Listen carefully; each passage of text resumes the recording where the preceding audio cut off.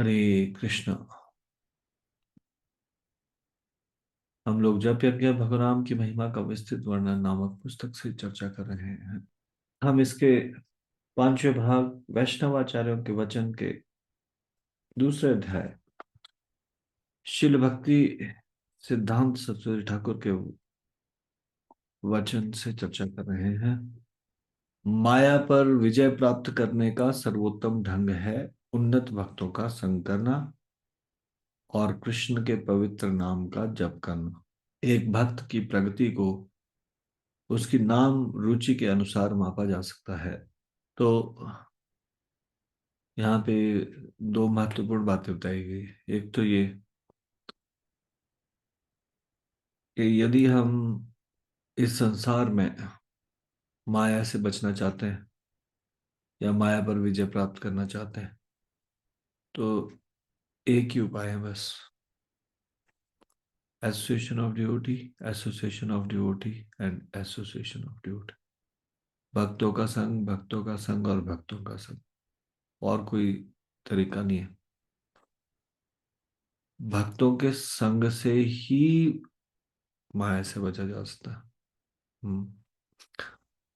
अ, जैसे हम भक्तों से अलग होते हैं या अलग होने का प्रयास करते हैं, तुरंत माया झपट लेती है। हम्म। और माया के द्वारा आसानी से परास्त हो जाते हैं। माया बहुत शक्तिशाली है। हम्म।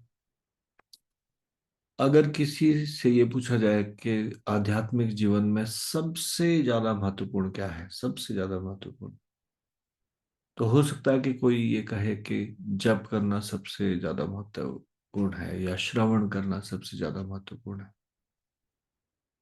लेकिन नहीं, सबसे ज्यादा महत्वपूर्ण है भक्तों का संग करना। क्योंकि श्रवण छूट जाएगा, श्रवण फिर से शुरू हो जाएगा भक्तों के संग से। जब छूट जाएगा, जब करना फिर से शुरू हो जाएगा भक्तों के संग से। मतलब और कोई भी समस्या है आध्यात्मिक जीवन में, वो सब ठीक हो जाएगी भक्तों के संग से। तो भक्तों का संग भी जो करना है वो कैसे, उन्नत भक्तों का संग करना है जो हमसे एडवांस है भक्ति में। उन्नत भक्तों का संग करना है। और जब उन्नत भक्तों का संग करेंगे तो पवित्र नाम का जब शुरू हो जाएगा, उसमें आस्ते आस्ते रुचि आनी शुरू हो जाएगी। भक्तों की सेवा करने से भी नाम में रुचि बढ़ती है। तो कैसे, अब इसमें एक परिमाप का तरीका होता है, कैसे मापा जाए कि हम कितने उन्नत हैं, हमारी एडवांसमेंट हो रही है या नहीं, या कितनी एडवांसमेंट हो रही है। अब इसको नापने का तरीका बताया गया है कि हमारी नाम में रुचि कितनी है। नाम में रुचि अगर बढ़ रही है तो we are on the right track, उन्नति हो रही है। नाम में रुचि नहीं हो रही है या फिर खुद से 16 माला से ऊपर ज्यादा जप करने का मन नहीं करता, तो इसका मतलब ये पता चल जाएगा कि नाम में हमारी एडवांसमेंट कितनी है। जप करते समय हम कैसे जप करते हैं, इससे भी पता चलता है हमारी एडवांसमेंट कितनी है। पर ये जो परिमाप का तरीका बताया गया है, ये इस परिमाप से हमको अपने को नापना है, औरों को नहीं। हाँ। किसी और को देख के वो कैसे नाम जप करता है तो इसका मतलब वो इतना एडवांस है, ऐसा नहीं। खुद के ऊपर मैं कैसे जप करता हूँ या करती हूँ, उससे अपनी एडवांसमेंट को देखना है। हम्म। और नाम में रुचि भी बढ़ जाती है, भक्ति में आगे प्रोग्रेस भी हो जाती है यदि हम उन्नत भक्तों का संग करें और उनकी सेवा करें। तो भक्तों की सेवा की महिमा बताई गई है शास्त्रों में। तो ये नाम भक्ति में आगे बढ़ना जो है वो भक्तों के संग पर निर्भर करता है। नारद जी व्यासदेव जी को अपने पूर्व जन्म की कथा बताते हैं और फिर वो बताते हैं कि वो कैसे भक्ति के स्तर पर पहुंचे,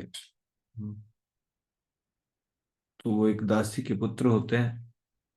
और चतुर्मास के समय में उनकी माता विधवा होती है, उनके पिता का देहांत हो चुका होता है। तो चतुर्मास के समय में आकर वो ऋषि मुनियों के आश्रम में वहां पे सेवा का कार्य करती है। तो माँ के द्वारा सेवा का कार्य किया जाता है। इस दौरान वो ऋषि मुनियों का संग करते हैं, नारद मुनि। उसी से वो इतने एडवांस भक्ति में हो जाते हैं। हम्म, नारद मुनि भक्तों के संग की महिमा को बताते हुए बोलते हैं। तो भक्तों के संग की बड़ी महिमा है। तो किस प्रकार से हम अपनी बुरी आदतों पर विजय प्राप्त कर सकते हैं, किस प्रकार से हम जो भक्ति के प्रति हमारा प्रतिकूल आचरण है उसको कैसे बदल सकते हैं। केवल एक चीज है कि हम यदि भक्तों के निर्देशन में रहें, हमारी आदर बुद्धि हो भक्तों के प्रति, और हम भक्तों का आदेश मानते हो, उनकी सेवा के लिए तत्पर रहते हो, ये चीज केवल इतने मात्र से हम माया, शक्तिशाली माया से बच जाएंगे और अपने भक्त नाम में भी रुचि विकसित कर पाएंगे। तो इसको हम यहीं पे अभी विराम देंगे, इससे आगे की चर्चा हम कल करेंगे। श्री जप यज्ञ की जय, श्री हरिनाम संकीर्तन की जय, श्री नाम प्रभु की जय, शिल प्रभुपाद की जय। निताई गौर प्रेमानंदे, हरि हरि बोल।